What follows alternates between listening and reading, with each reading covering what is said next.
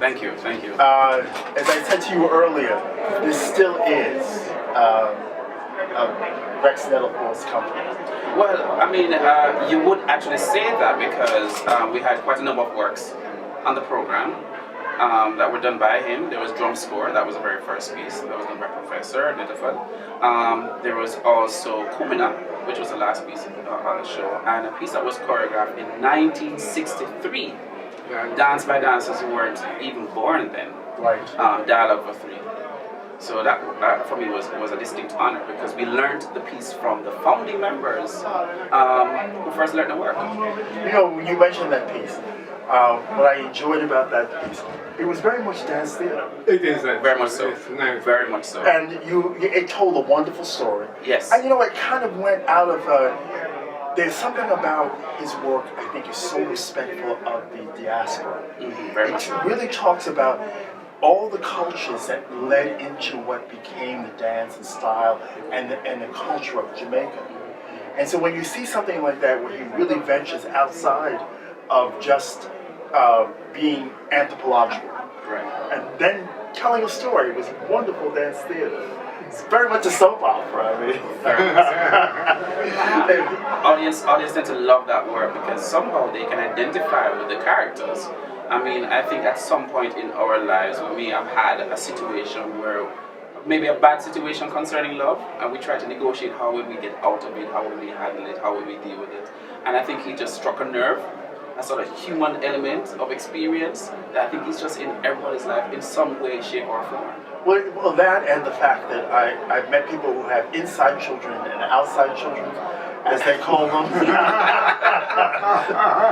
Yes, that's almost a given in Jamaica. Yes, it's very much a part of our history, our culture. Yeah. Where you may have one or two brothers who are not necessarily of your fathers or your mothers, half brothers and half sisters. Yeah. And I got that feeling. It was a point where she literally was telling the other woman, "No, I have children."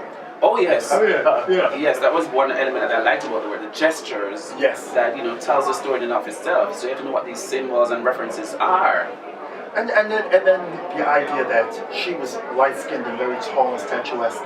Right. The other one was brown and earthy. She was wearing red. She was wearing blue. And they should have beat the guys behind. Really.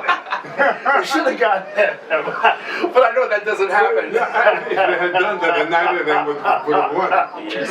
No, but You were just finding another. Yes. You should have been at the show yesterday. Someone was screaming from the audience, "Choose the blue one!" But that's when you have them. And then the other thing that I found really gratifying was usually when you see a concert where it's about a particular culture, especially in New York, the audience is not representative of that culture. It's usually 80% Caucasian. They come out to experience something, or it's foreigners who are on tour. They're tourists and they come to see this culture that they want to experience and they think is exotic or different. Here you have built a very strong Caribbean following, and not just Jamaicans. I was sitting next to a Trinidadian lady. There was people there. The whole diaspora. Yes, The yes. whole diaspora, and we're all here to support one another because we have that one thing in common. Africa. Yes, and then this is why we're referring back to saying it was still Nettleforth's company, because a lot of what he did, he had a way of tying in all of the Caribbean through his work. Right, and through the repertoire of the company. I mean, on this evening's show, you would have seen Soul Curry, which is a work done by Eduardo Rivera. No, I know. I love that piece. Right. The way it was almost as if you saw African sculpture come to life. Absolutely, that The was beautiful yes. way that he moved them, the plastique of the movement. And he's Cuban. Yes. Well, With the Jamaican, with the Jamaican parent. right, because his name is Eduardo Rivera Walker. Yes. Right, so he's very much Jamaican as he is Cuban. And so he pulled from the Yoruba tradition with all the elements of dance and spirituality and religion, and just created this word that was simple. what I really enjoyed was how you brought in the modern dance elements into the choreography. That's my history. And the history, therefore, you are what you eat. You are your experiences. And that's why it behooves every dancer who's going to be born in the business. My friend over there, who is to tip into all your experiences and keep on gleaning new experiences from old experience, from the older experience dancing. Go sit, watch, absorb what's happening around you in dance so that it's just food for your own, because you have a humongous thing that's all set ahead for you. And your dish, it has to be, made up of many, many, many things, and which you're having, but you need to go out there and get it more. I personally, I would like to see you, and I don't know how it is possible.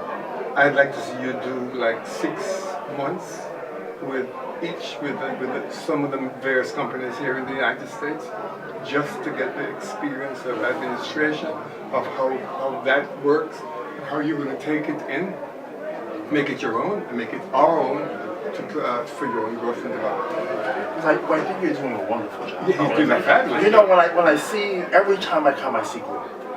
And I've been a fan. This is the third or fourth time I come. I missed you guys last year because I know they were doing work in the theater, but I was here just before the 50th anniversary, and it was wonderful. I mean, and then you changed the rep, so you brought other things this time. Right.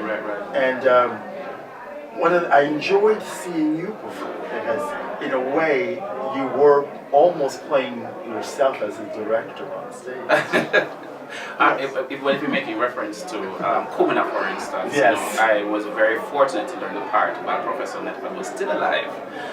The first time he actually said to me, Marlon, I wanted to learn a role, I was very scared because it was his signature role. I mean, when you spoke of Kumina or it was on the bill to be performed, everyone looks forward to seeing Professor Netflix.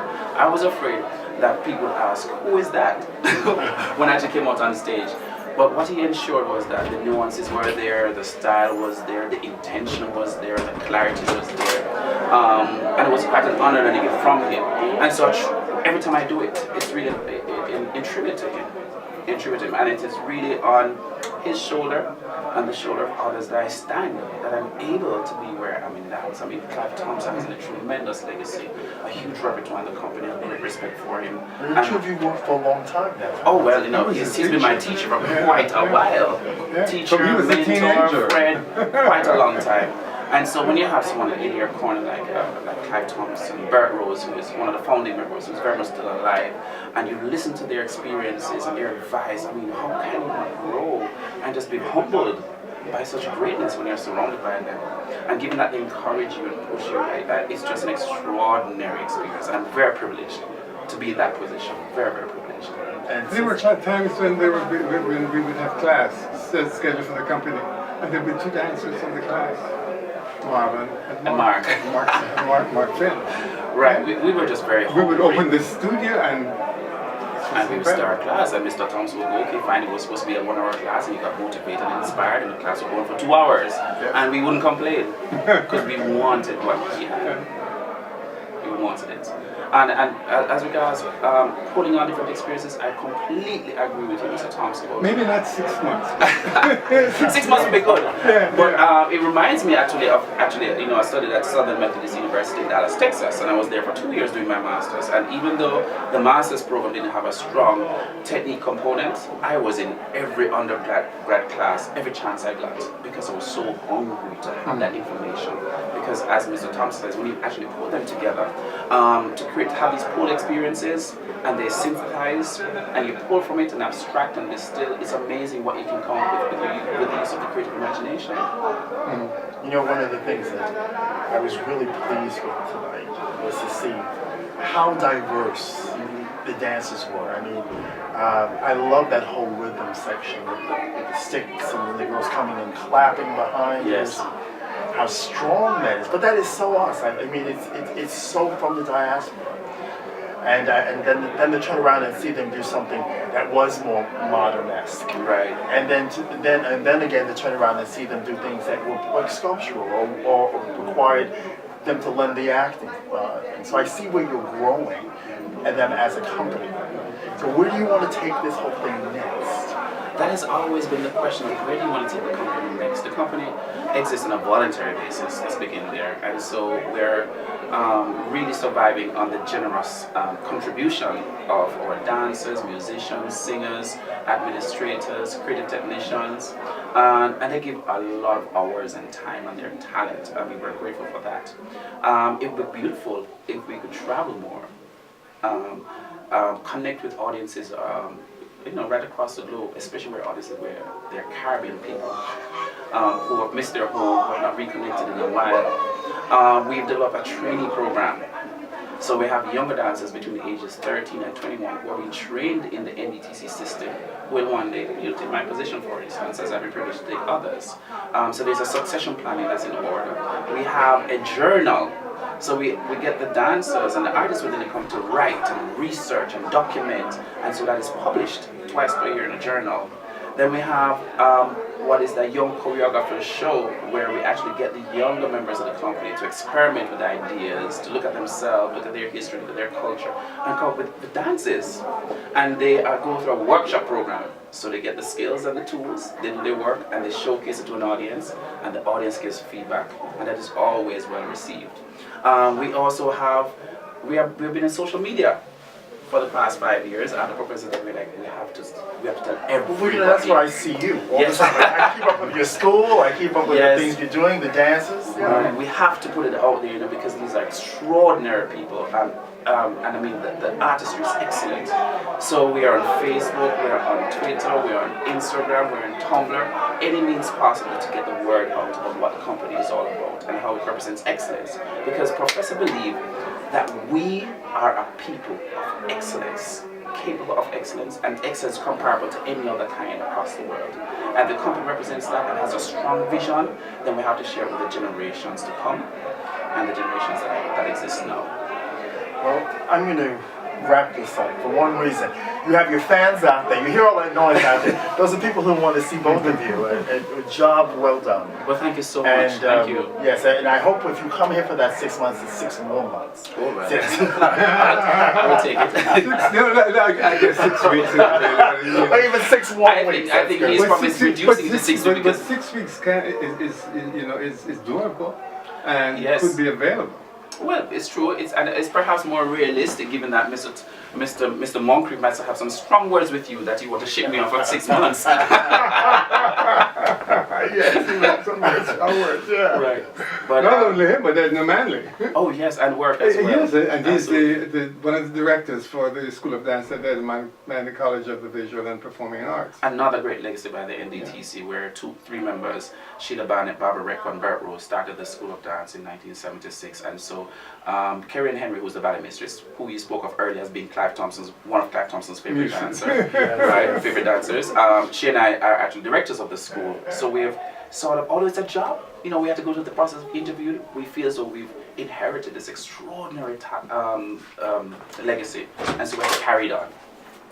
Yeah. Listen, thank you again, and much continued success. Thank you so much. Thank you very much.